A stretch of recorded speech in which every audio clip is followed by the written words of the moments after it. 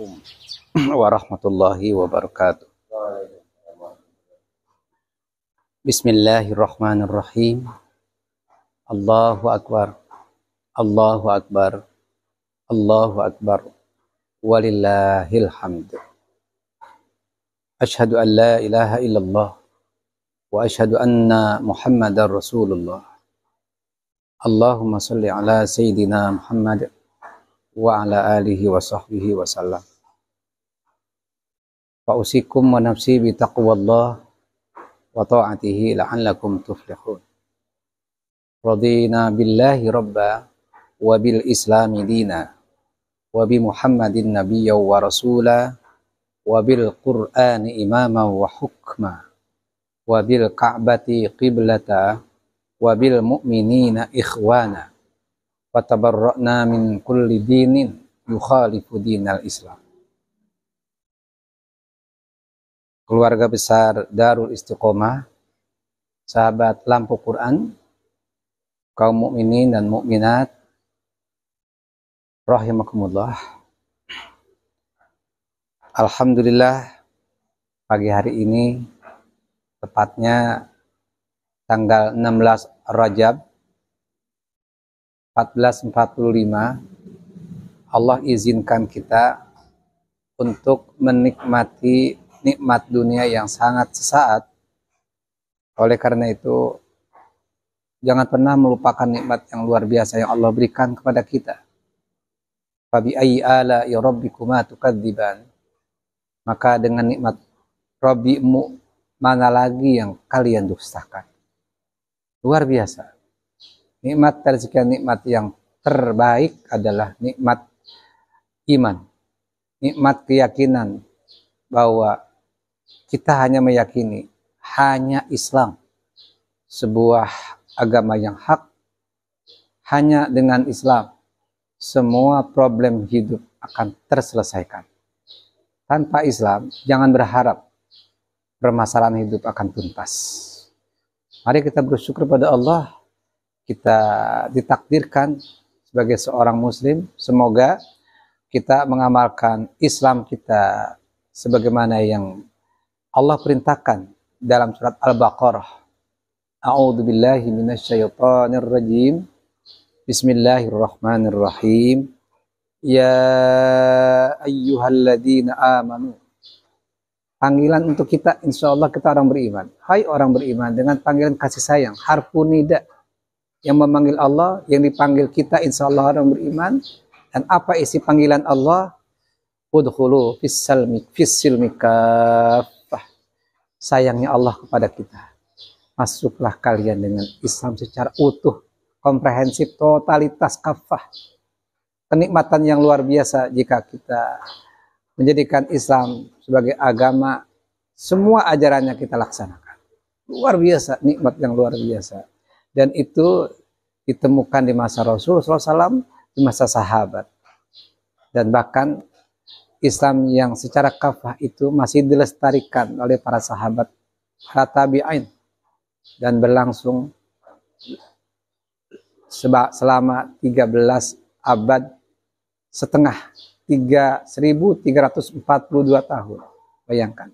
Disampaikan di awal tausiah ini, dari 1 Hijriah sampai 27 Rajab 1342 Hijriah, atau bertepatan 3 Maret 1924. Jadi kalau dalam hitungan Hijriah, Allah takdirkan umat Islam diawali dari Saqifah Bani Sa'idah awalnya, meskipun sebelumnya lagi bersama Rasul, masa kenabian, masa Nabi, itu dari 1 Hijriah sampai 1342 Hijriah. Tepatnya momen peringatan Isra Mi'raj 27 Rajab 1342 atau 3 Maret 1924, ketika Turki Utsmani berubah dari sistem Islam menjadi sistem sekuler. Hal mana Islam hanya bisa dilaksanakan dalam aspek ibadah mahdoh saja, seperti sholat, puasa, zikir, doa, dan lain-lain. Sementara kehidupan nyata,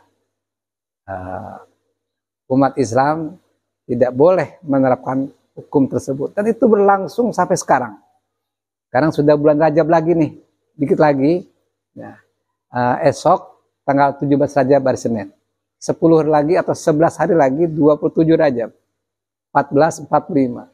Jadi sudah 103 tahun dunia tidak dalam genggaman pemimpin yang adil. Masya Allah. Ya. Mari kita coba yakini bahwa hanyalah Islam solusi dalam semua masalah hidup. Ya. Baik, semua kita, sahabat Lampu Quran, keluarga Darul Istiqomah, dan seluruh saudaraku sahabat mukminin mukminat rahimakumullah. Ada satu hadis yang saya pribadi tergelitik dan saya pernah sampaikan kepada seorang pejabat, dan beliau kedudukannya ya orang nomor 2 lah dalam sebuah pemerintahan daerah, nomor 2, bukan nomor 1-nya. Tapi saya sampaikan hadis ini. Hadis ini insya Allah tergolong hadis sahih. Imam At-Tabarani, saya ulangi, Imam At-Tabarani meriwayatkan hadis yang kami akan sampaikan di hadapan kita semua. Kita suguhkan. Qala Rasulullah sallallahu alaihi wasallam, baginda Rasul yang ketika berucap bukanlah ucapan hawa nafsu, keluar dari hawa nafsu atau analisa akal semata, tapi beliau itu berucap dengan wahyu. Wa ma yantiqu 'anil hawa in huwa illa wahyuha. Jadi apa yang beliau ucapkan itu insya Allah benar dan benar. Karena ini hadis sahih termasuknya. Apa kata beliau? Sengaja saya terjemahkan kata perkataan. Yaumun, 1 hari. 1 hari itu 24 jam. 2 hari, 3 hari, sampai sekian ratus tahun, kata Rasul. 1 hari saja, min imamin adil. Mudahnya kita terjemahkan begini. 1 hari saja bersama imam yang adil, imam atau amir atau khalifah.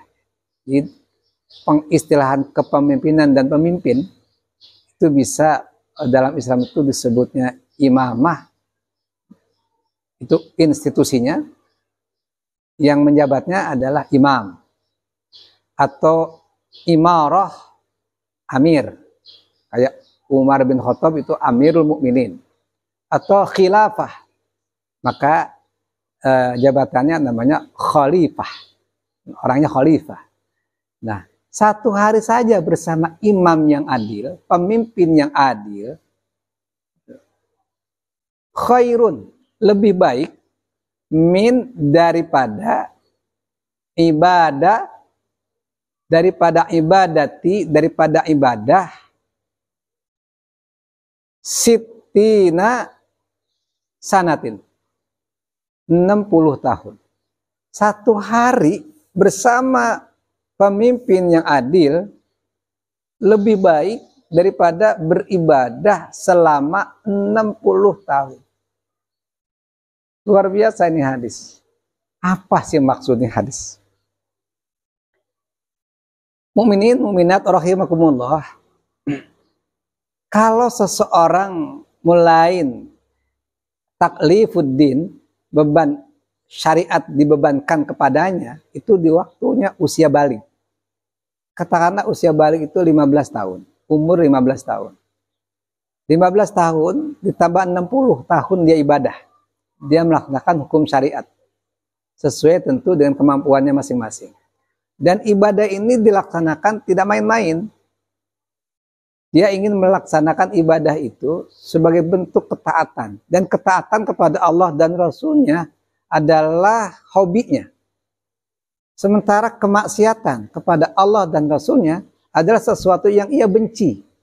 Dia mengharamkannya. Doa yang dilantunkan, Bismillahirrahmanirrahim. Allahumma rzuqna ladzata ta'atik. Ya Allah, anugerahkan kepada kami kelezatan berbuat taat. Jadi kalau udah berbuat taat itu senang sekali. Memang hobinya. Seperti malaikat itu hobinya berbuat taat. Wa ahrimna ladzata ma'siyatik. Ya Rabb, haramkanlah kepada hamba, kepada kami, kelezatan berbuat maksiat. Jadi udah benci, haram, nggak mau berbuat maksiat. Ini manusia super ini, itu 60 tahun dia lakukan. Berarti umur 15 sampai umur 75. Ya kan? Jadi 60 ditambah 15. 15 itu kan masih belum balik nih. Kalau orang belum balik itu belum dibebani syariat untuk melaksanakan kewajiban beragama. Nah ini dimulai dari 15 tahun sampai 60 tahun berikutnya, kan berarti umurnya 75. Sementara rasanya sekarang ini seseorang yang sudah berusia 75 itu sudah sangat langka.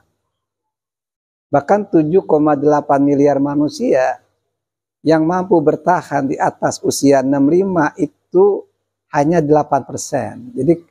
Jadi 8 orang dari 100 orang yang mampu diberi kekuatan oleh Allah umur panjang di atas 65. Ini 75 loh. Pertanyaannya, ada nggak di antara kita yang umurnya mampu beribadah dengan super ibadahnya selama 60 tahun? Sulit sekali. Beda dengan zaman Nabi Adam dulu ya. Nabi Adam kan, Nabi Nuh itu hampir 10 abad. Mungkin bisa. Loh kalau kita ini, jadi satu hari itu 60 tahun. Satu hari bersama pemimpin yang adil itu sebanding atau bahkan lebih baik daripada ibadah 60 tahun. Kalau dia bersama pemimpin adil 2 hari, maka 2 kali 60 ya. 120 tahun. Kalau dia bersama pemimpin yang adil 100 tahun, tinggal dikalikan aja. 100 dikali jumlah hari dalam setahun, ya. Berapa itu? Ya kan? Dikali 60, Masya Allah. Umur kita nggak nyampe di situ ya. Dahsyat ini. Apa yang dapat kita petik dari hadis ini? Pertama, memilih, menentukan sampai membaiatnya, melantiknya seorang pemimpin ini perkara agama, perkara yang tidak dianggap remeh. Ini perkara sakral, ini rangkaian ketaatan kepada Allah Subhanahu wa Ta'ala. Banyak para ulama menekankan nasbul imamah, mengangkat pemimpin, wajib lisyar'i, bisyar'i. Jadi mengangkat pemimpin itu wajib menurut syara. Kalau wajib menurut syara, berarti ini memang harus dilaksanakan. Bila tidak, berdosa kita.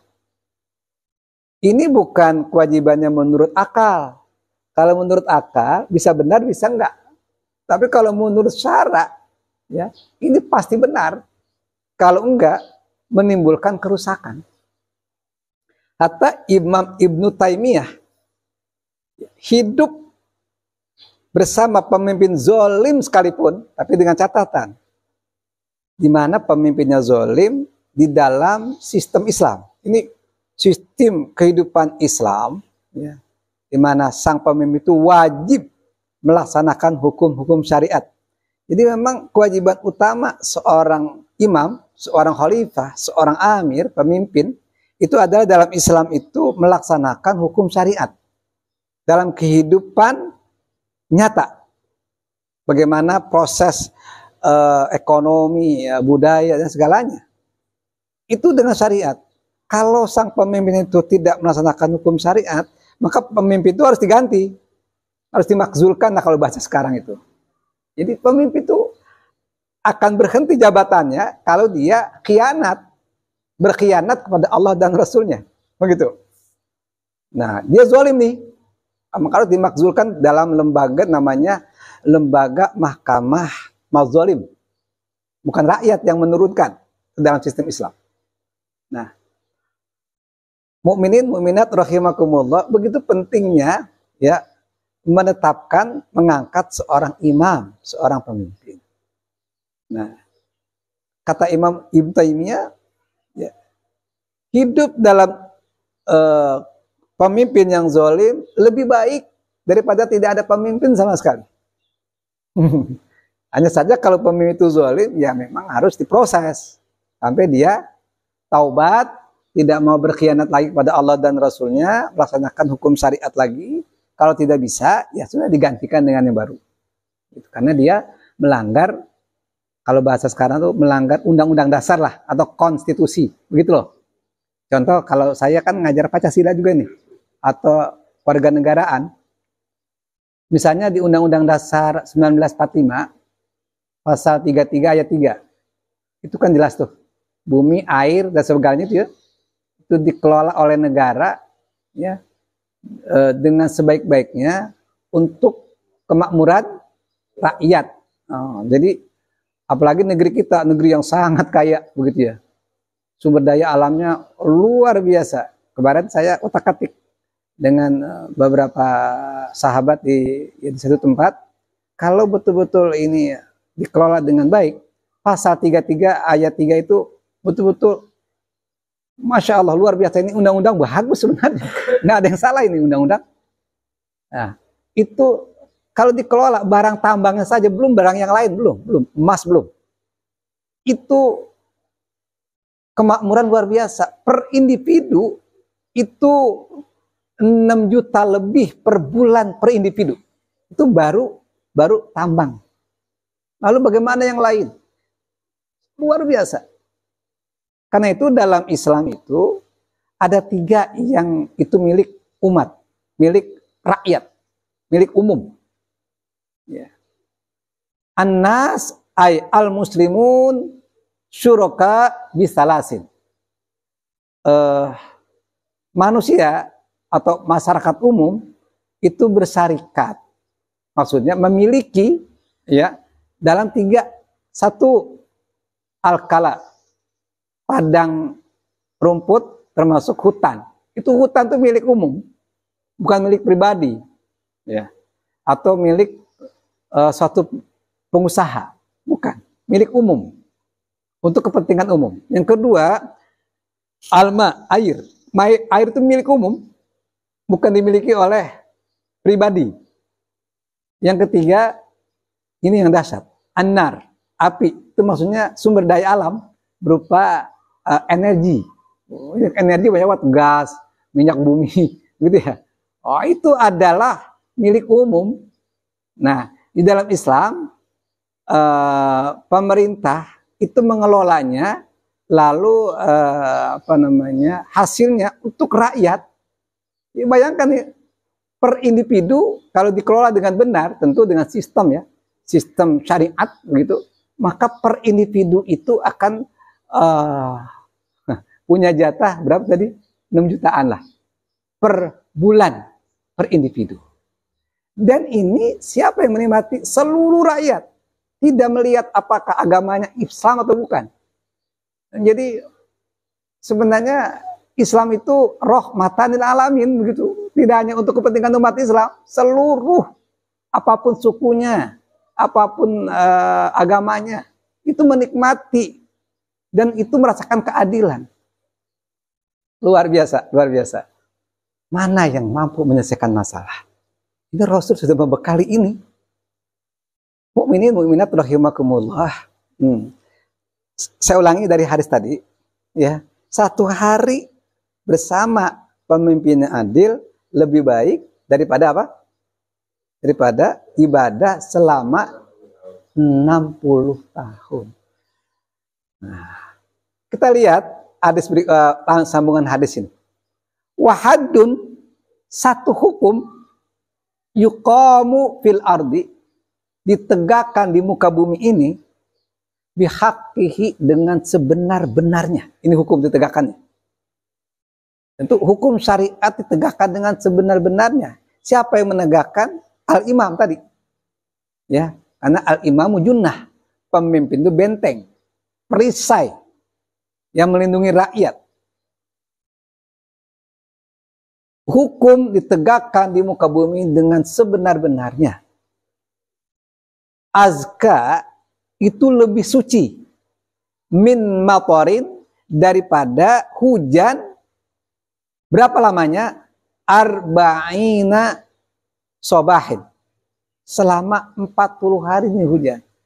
Hujan itu kalau 40 ribu turut-turut hujan terus, maka bersih ini. Nggak ada kotoran-kotoran lagi, terbawa air semua ini. Begitulah hidup akan suci, akan bersih. Kalau hukum ditegakkan dengan supremasi hukum yang luar biasa. Kalau Nabi SAW itu menyampaikan begini. Lau sarqat Fatimata binti Muhammadin, kalaulah Fatimah putri saya mencuri, korupsi. Kalau sekarang kan korupsi itu istilahnya. Kalau korupsi itu mencuri yang memang sudah harus dihukum. Beda kalau mencuri karena faktor miskin, nggak ada cara lain. Beda ya. Dan dia pun bukan hobi, karena terpaksa saja. Ya. Maka akan aku potong tangan putri saya ini Fatimah. Dan Nabi berkata itu, beliau punya kedudukan yang luar biasa, pemimpin negara Madinah. Sudahkah kita bertemu pemimpin yang model Rasulullah ini? Sudah. Siapa? Abu Bakar, sudah mempraktekkan. Umar, Utsman, Ali, ya, terutama ini Hasan bin Ali. Ini adalah murid-murid Rasul yang memiliki nilai cum laude, ya, dari kemampuan dan keteladanan. Meskipun memang dilanjutkan para tabi'in berikutnya, ya memang di masa tabi'in itu ada kelemahan. Tapi memang kalau mencontoh di masa Nabi dan sahabat, tapi masih lebih baik masa tabi'in yang lamanya dari masa Rasul sampai berakhirnya sistem Islam itu 1342 tahun kalau dihitung dalam hitungan Hijriah. Ini masa terbaik. Mukminin mukminat rahimakumullah. Bahkan contoh Amirul Mukminin Umar bin Khattab, di antaranya beliau diberi masukan agar estafeta kepemimpinan beliau itu tidak berhenti dan tetap dipimpin oleh orang-orang yang adil, sampai diusulkan, ya khalifah, ya Amirul Mukminin. Maaf kalau Umar itu dikenal bukan khalifah, Amirul Mukminin, penggantimu minimal jadi gubernur lah, apalagi khalifah. Tunjuklah putra kamu, Abdullah bin Umar. Abdullah bin Umar ini ulama, sama dengan Abdullah bin Mas'ud.